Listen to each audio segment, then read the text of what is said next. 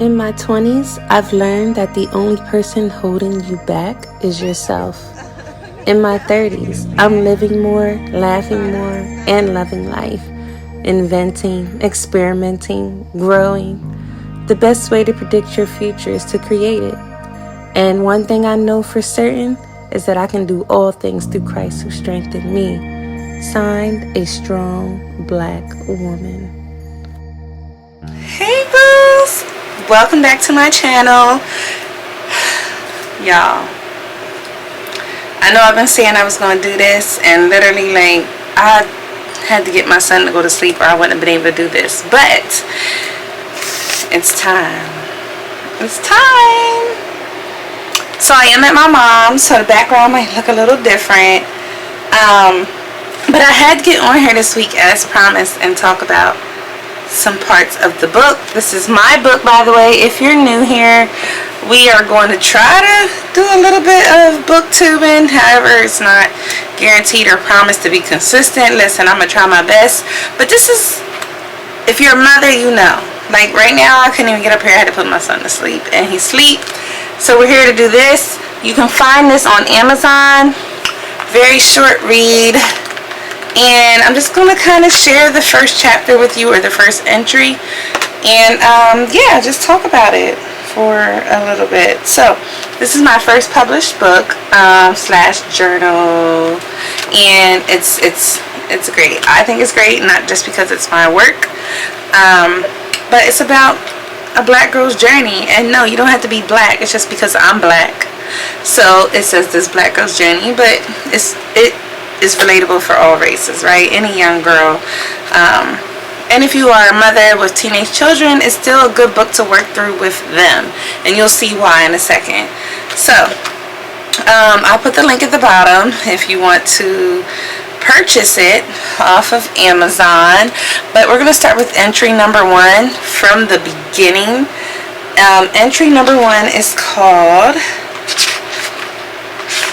A Young Mother's Love. So these entries are different diary entries, and basically they're a collection of diary entries that I wrote throughout the years,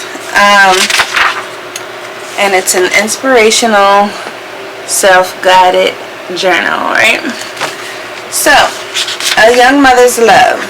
So like it really talks about like parenting at such a young age, and I am not, everyone's walk in life is different. If you are a mother and you're young, it does not mean you still cannot be successful or do what you need to do in life, or your calling may be different from mine. God's timing for you may be different than me. This is all coming from my experience and what I believe, and if you disagree, and that's fine, we can agree to disagree. I'm just one of those people who feels like waiting to be a mother was the best thing that I could have done, because I'm just in a different space. I'm more mature, I am more patient, I've accomplished a lot of my goals already, so I don't feel like I missed anything really, and I just really felt like it was the perfect time. Not even just that, I dated the weeds and got to my flowers, and I chose the most amazing father for my children, and I wouldn't have done that if I would have gotten pregnant years ago. Lord have mercy. But then there are those very few people, like I know a couple that are still married from high school, and they love each other and they're happy. So I'm not saying it can't work and you can't have kids early and get married early. I'm just saying that it did not work for majority of us. That doesn't work, let's just be honest. So if you feel like that works, if you feel like people should have kids younger, let me know why. If you feel like waiting till you get older was better or will be better for you, let me know. Like, I'm curious to know your position, and I want to know why you ain't writing about it, sis. Anybody can write about their experiences, because somewhere, someone out there can relate to what you've been through. So just a disclaimer, sometimes everyone's goal is different. It works out for some people, for others it doesn't. I believe that the Virgin Mary, you know, Jesus was born, she was 13 or 14. I mean, times is different for everybody, okay? I don't know if that was a great comparison or not, but the point is, the age that Jesus was born, is the same age that my mother got pregnant with me. And through a lot of experiences, I believe a lot of it contributed to that first aspect of my life, which was having a young mother. Now, was my mom a great mom? Awesome mom. Amazing, best mother she could be.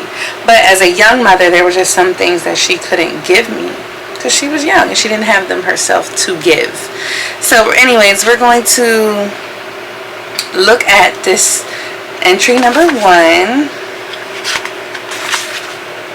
And it says, having a baby at a young age may seem cool, but my mother got pregnant at the tender age of 15. Too young of a girl to raise another. She did her absolute best.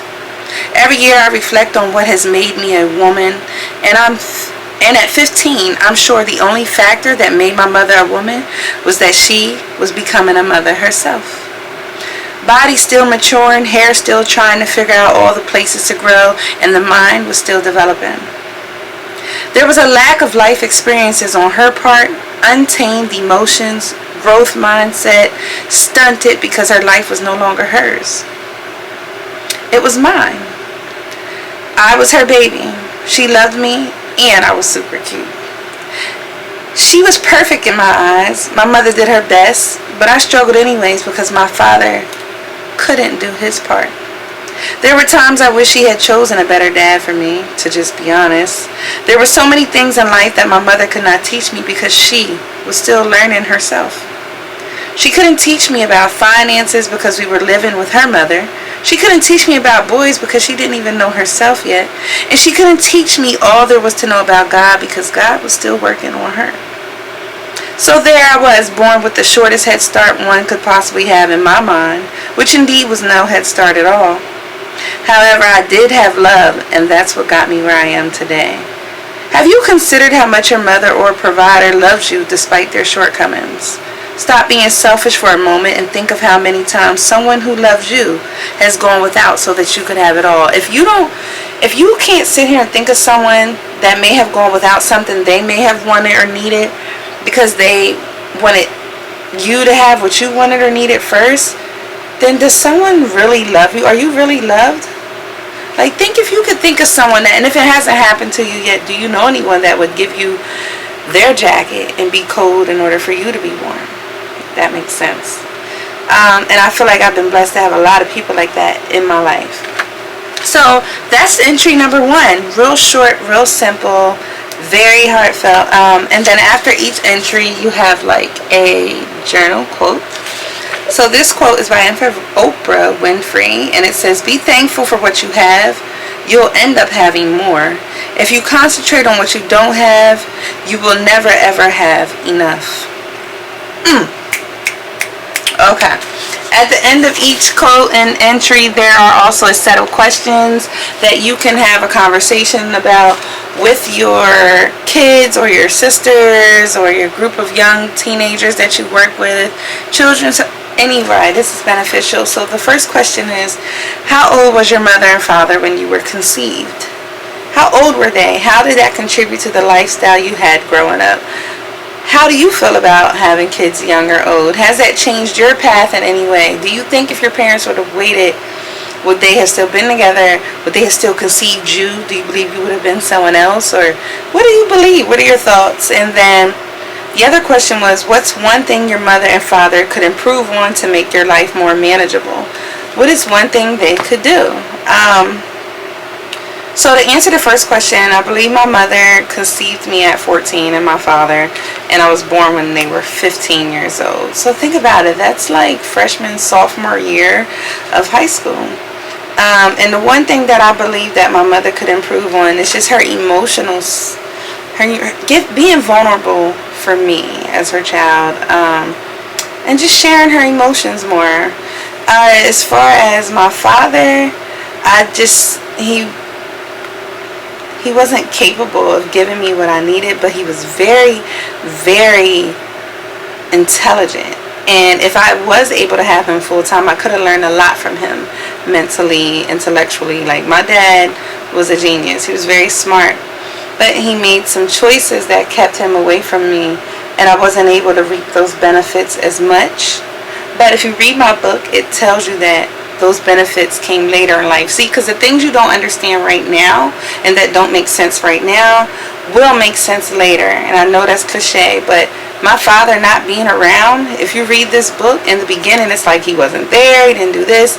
And then as I matured and as the book goes on, at the end, through my entries, you can tell, wow, my dad really did have an impact on my life overall, the bigger picture. But you have to read the whole book to know, So, no, he wasn't a horrible person. He was an amazing person. And I adored him. I seen him, and I was so, like, the few times I would get to see him that he was home from prison, I was infatuated with my dad. I looked at him and I could feel the smiling in my eyes. I could just feel it, a passion, a love that I had for him. And I wanted more of it. It just was, I didn't get enough of it. But that feeling is just so weird. You ever look at someone in awe and you're like, I loved him. I loved him. And I miss him. But I really want that for my children, and I think if I would have had children younger, I wouldn't have been able to give that to my children. But I can see the way that my son's father now and looks into our son's eyes and how he looks back at him, and know that I made the right choice at the right time. So, what will you do differently than your parents? What I will do differently, obviously I waited, right? I had my first kid at 35 because I learned from them that having them young wasn't the way to go. But one thing I would probably do differently from my parents is try to stick it out a little more, not necessarily try to, depart ways. I don't think my mom had a choice given my dad's circumstances, but now that I'm older, I can choose someone who has better circumstances and just try to be a little more patient and make sure it works out. Because growing up, don't get me wrong, my stepdad was amazing, but there's always that little girl inside of you that just doesn't want a stepdad. You want your dad. And that was the childish part of me. My stepdad is my father, but it took me to mature to realize that, and it took me to mature to realize that a father doesn't have to be the person who donated the sperm. It can be another person. But as a kid, I didn't understand that. As a kid, I wanted my father there. So I had this resentment towards a man that never did anything wrong to me. And now that I'm older, and the way that this stepfather treats my son is so unconditional, with his love. And I can't believe that, looking back, I was like, I wanted my dad there. I still want my dad there. But I can't believe that I was totally trying to scratch this other man out of the picture. So there are amazing stepdads out there. And I don't want to discredit that at all, because you can still have children have amazing step-parents or bonus kids.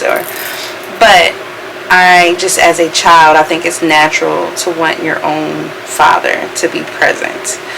So one thing I would change is just because my circumstances are different, and because I waited, I used to run from relationships when they didn't work out the way I wanted them to. I don't want to be a track star anymore. But girl, I was a track star. I would leave the sign, red flag, stop sign. I was gone. But I don't want to be that person anymore. And I want to ride this. I want to ride this wave. I want to ride it out. I don't want to block my blessings. So, what is something you would do differently than your parents? Let me know in the comments what is something that you would do differently that you think would impact you as an adult, or who you are today. What would you do differently?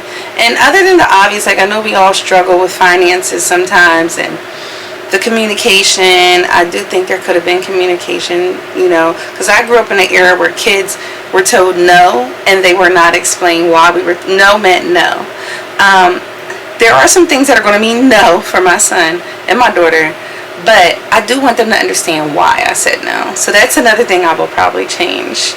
And then the last question for this entry is, tell me a little bit about your mother and father. And so, again, I've already shared that with you, but these are some things that you can talk about with your child, with your class, or your girls group if you have one, or if you're a mentor. This is the way to start. But I really just wanted to get started today. I wanted to share entry 1 with you. Again, I'm not going to share all the entries because obviously I want you to support and buy the book. But I wanted to get a small conversation started. I want to get our first conversation started because this is kind of how I want my book studies to go. So why not start with my own book? And I'm excited about it. I think the next chapter or entry, I keep saying chapters, I think the next entry we're going to talk about is Inmate BQ 2311, and that one we got to talk about it because I know a lot of women, especially minority, we have the higher incarceration rate with our fathers and black men, and this is a perfect example. So I wanted to share this with you all. I'm happy I did. This is a part of me. Like, I'm sharing the real me, my real business with you on this page. I hope you guys appreciate it. Please let me know, what would you do different, or any advice you give me as a parent. There could be some things that I've said that you may agree or disagree with. Let me know. I'm open to constructive criticism, and I also want to influence other people at the same time. And there are other opinions and there are other experiences out there that I know nothing about. But if you haven't already done so and you want to follow up for the next couple months, maybe not couple months, maybe couple weeks, get yourself a copy. I think it's $13 or so on actually it's on my Etsy shop. I'll put that link down there as well. And it's on Amazon. So again, it's called This Black Girl's Diary. And yeah, we here. We gonna go through it. And we're going to do everything real and raw. If you haven't already done so, make sure that you like, comment, and subscribe. Hit that small notification bell so that you know each and every time I post a new video. And I don't want you to miss this. And if you miss it, that's okay. We got another book in rotation. I'll let you know what that book is the next time we get on. But I just wanted to say thank you all for watching. It may not seem like 500 subscribers is a lot, but to me it's a lot because that's just 500 people supporting me that don't know me. And supporting people really is simple. It's the click of a button, and it's just so easy. And if you want to be blessed, bless other people yourself. Listen, I appreciate each and every one of you, and I'm just going to continue to do my videos because they fulfill me. They make me feel good, and I know that genuinely and authentically my following will grow. And if you're 35 and plus, this is the place for you.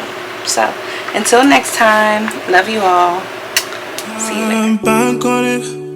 You can put 100 grand on it. Anything I said, I'll stamp on it.